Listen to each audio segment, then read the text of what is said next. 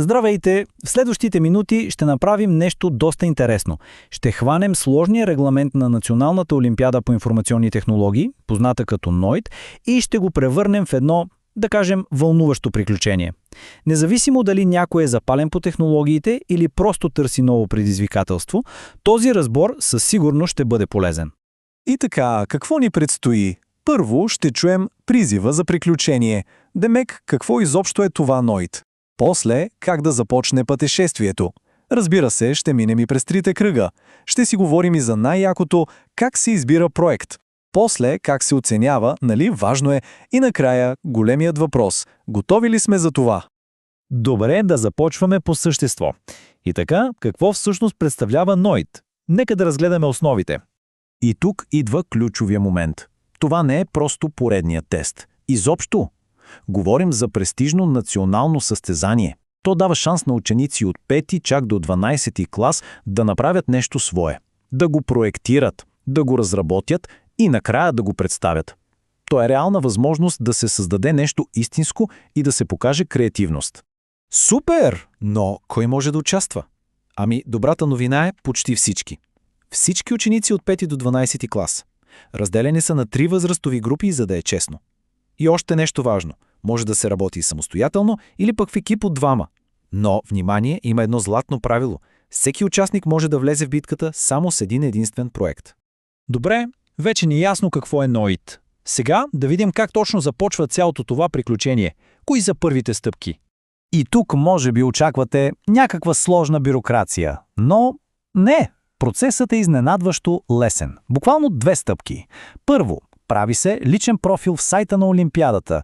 Второ, и това е много важно, преди общинския кръг се регистрира само идеен проект. Какво значи това? Ами, че не е нужен готов продукт. Започва се просто с една идея – заглавие, ръководител и кратко описание. Толкова. А сега, нещо, което е наистина интересно. Изискването за отворен код. Абсолютно всички проекти трябва да са под лиценза на GNU. И какво значи това на прост език? Ами, че всичко, което се създаде, става достояние на общността. Всеки може да го ползва, да го надгражда. Представете си, това е начин да оставите реален отпечатък, да допринесете с нещо свое, което ще живее и след състезанието. Добре, регистрирали сме идеята, какво следва? Ами, 3 кръга. Може да си ги представим като 3 изпитания по пътя към финала. Има си ясна логика в цялата работа. Всичко започва от общинския кръг. Там се представя само идеята. Ако се премине оттам, се отива на областен кръг. Там вече нещата стават сериозни, трябва да се защити завършен проект. И накрая, разбира се, идва голямата сцена – националния кръг. Там е кулминацията, финална защита на проекта плюс писмен тест по ИТ. Пълна програма. И сега стигаме до може би най-вълнуващата част. Какво всъщност може да се създаде?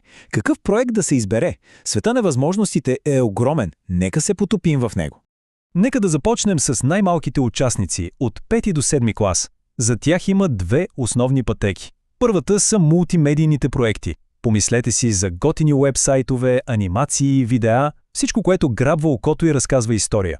Втората пътека са интерактивните проекти. Тук вече влиза в игра кода. Говорим за игрички, симулации, неща, с които потребителят може да си взаимодейства. Добре, ами по-големите?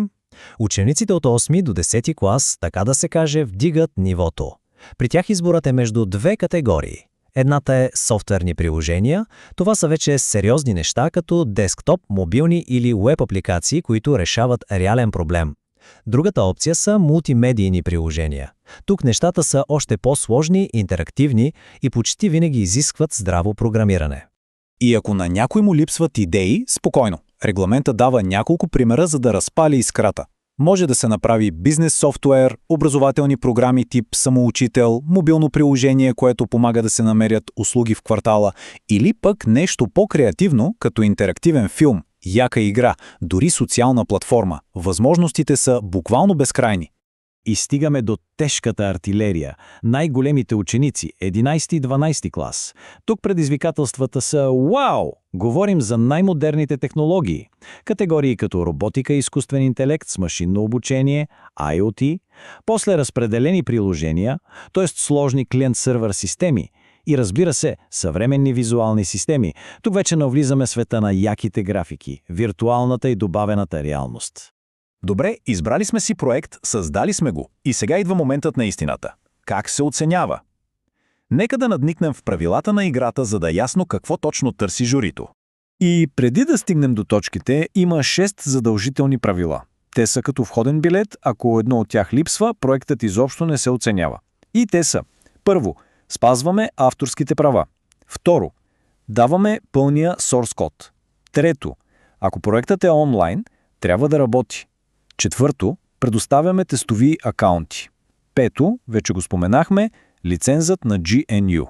И шесто, много важно, проектът не трябва да е показван на национален кръг преди. Това е. И така как се разпределят точките? Най-голямото парче от тортата, цели 35%, отива за техническата реализация. Тоест, работи ли, добре ли е написано. Но вижте, другите части също са огромни. Дизайнът е 25%, общите характеристики 20% и представенето, защитата още 20%. Изводът е ясен. Не е важно само да работи, а и да изглежда добре и да може да се представи убедително. А на големия национален финал, там нещата са 50 на 50. Точно така. Половината от финалната оценка идва от проекта. Колко е добър, как изглежда, как е защитен, а другата половина, тя идва от едночасов писмен тест. Така че освен добър програмист, трябва да се покажат и солидни теоретични знания. Балансът е ключов. Добре, наближаваме финала. Време е за най-важната практическа информация – дати. Добре е да се запишат, защото те са ключови за цялото това приключение. И така, първата и най-важна дата. Тази, която трябва да се запомни. 12 декември 2025 година. Повтарям, 12 декември, това е денят Хикс. Крайният срок да се регистрира идеята за общинският кръг. Това е денят, в който всичко започва. Разбира се, това е само началото. Ето и какво следва през 2026. До 1 март проектът трябва да е готов и качен за областния кръг. На 7 март идват защитите. После малко чакане и на 17 април ще стане ясно кои са финалистите. А големия финал с теста и последната защита е на 9 май. Това е. Пътят е ясен, правилата са на лице, а възможностите са, както видяхме, почти безкрайни. И сега, след всичко това, остава само един, но най-важният въпрос. Какво ще бъде създадено?